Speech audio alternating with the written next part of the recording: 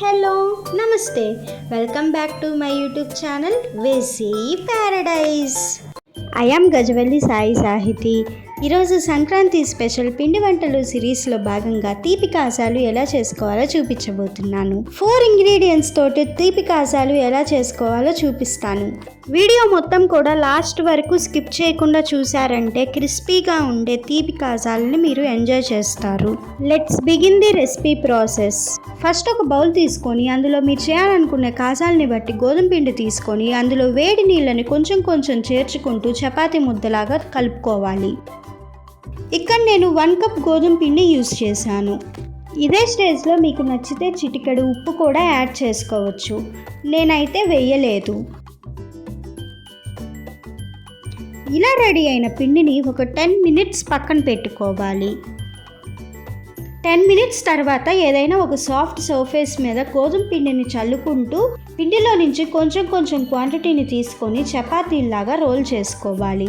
ఇక్కడ నేను బియ్యం పిండి యూస్ చేశాను. గోధుమ పిండి కంటే బియ్యం పిండి యూస్ చేయటం వల్ల చపాతీలని ఫాస్ట్గా రోల్ చేసుకోవచ్చు. అందుకే నేను ఇది యూస్ చేశాను.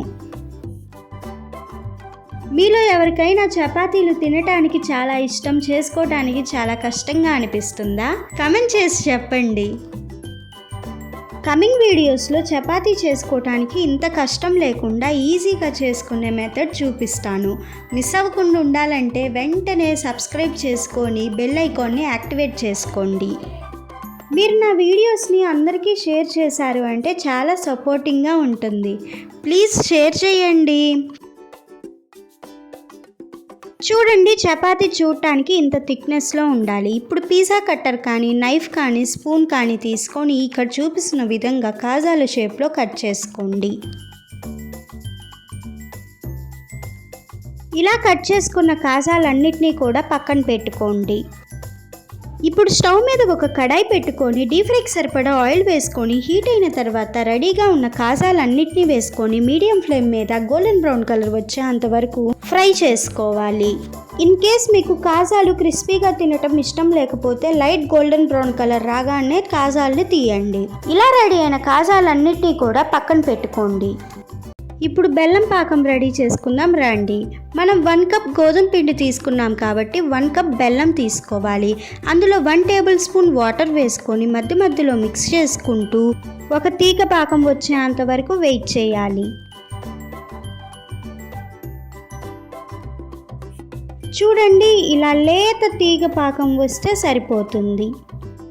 ఇలా పాకం రెడీ అయిన వెంటనే స్టవ్ ఆఫ్ చేసి రెడీగా ఉన్న కాజాలని వేసి ఫాస్ట్గా కలిపేసుకోవాలి. మీరు లేట్ చేశారంటే పాకం ఆరిపోతుంది. పంచదార కంటే బెల్లంతో చేసుకుంటే కాజాలు టేస్టీగా ఉంటాయి. బాగా మిక్స్ చేసుకున్న తర్వాత 10 to 15 మినిట్స్ వదిలేసామంటే కాజాలు చూడటానికి ఇలా అవుతాయి. ఇలా రెడీ అయిన కాజాలని ఎయిర్ టైట్ కంటైనర్లో స్టోర్ చేసుకొని స్వీట్ అండ్ క్రిస్పీ కాజాలని ఎంజాయ్ చేయండి. 4 ఇంగ్రీడియంట్స్తో పిండి వంటకం నచ్చిందా? అయితే వెంటనే ట్రై చేయండి. ఈ రెసిపీతో సంక్రాంతి స్పెషల్ పిండి వంటలు సిరీస్ కంప్లీట్ అయింది.